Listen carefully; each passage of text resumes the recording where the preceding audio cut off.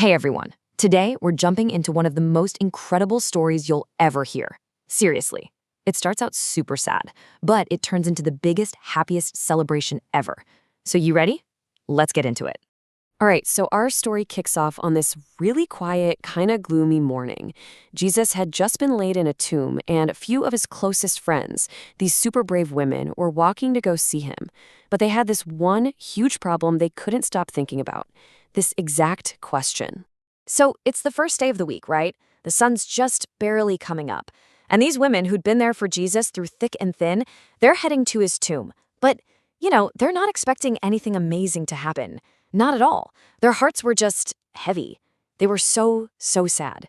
They were carrying these precious spices with them. It was their way of showing respect and taking care of Jesus' body one last time.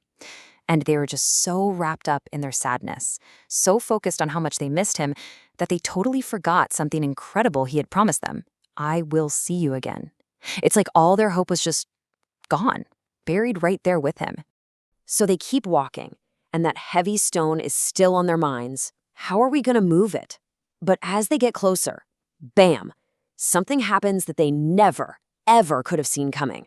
And let me tell you, the entire world was about to be flipped upside down. Okay, try to picture this. They're walking along, and then all of a sudden, there's this huge earthquake and a flash of light like lightning. It's intense. And when they finally look up, the stone, that massive stone they were so worried about, it's been rolled away. But wait, it gets even crazier. They look inside, and the tomb is empty. So when Peter and John hear about this, they come running to see for themselves, and they find these clues. Yeah, Jesus' body was gone, but this was definitely not some robbery. Why? Because the burial cloths, the linen he was wrapped in, they weren't just ripped off and thrown on the ground. No, they were neatly folded, each piece in its place. It was a sign that whatever happened here wasn't chaotic. It was orderly, powerful, and amazing. But the story doesn't just stop there, with an empty tomb and a big mystery. Oh no. The women who stayed at the grave, they were about to get the shock of their lives. A message straight from heaven. All of a sudden, they look over and realize they're not alone. There's someone sitting there by the tomb wearing clothes that were shining like brighter than anything they'd ever seen. It was an angel. And while it was this incredible, glorious sight, you can bet they were also pretty terrified. And this is the moment. The angel starts to speak, and his words literally changed everything, forever. He tells them, "Don't be afraid." And then he delivers the best news in the history of the world. He is not here. He is risen, just like he said he would. Wow. Can you even imagine how they felt? The story says they were filled with fear and great joy. Think about that. Totally scared by this angel, but at the same time, so incredibly happy they couldn't contain it. So what do? They just take off running as fast as they can to tell everyone else. Now, right in the middle of all this running around and excitement, the story kind of hits the pause button and zooms in on one person. We get this really beautiful personal moment with Mary Magdalene. See, Mary was actually the very first one to get to the tomb that morning. But when she saw that the stone was gone, her first thought was just panic. She thought someone stole Jesus' body. So she just turned and ran to get Peter and John without even looking inside. This means she totally missed the angel and his incredible message. So for her heart was still just completely broken. So after Peter and John leave, Mary is just left there at the tomb, all alone, just crying her eyes out. And through her tears, she sees someone she thinks is, the gardener.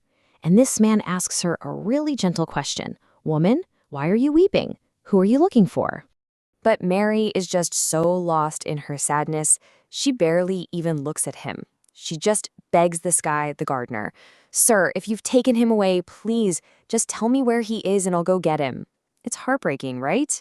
She was so blinded by her grief, she couldn't see the amazing truth standing right in front of her face. And then, the man says just one word, "Mary." But it's the way he says it, a voice she knew better than her own. And in that one single moment, everything changed.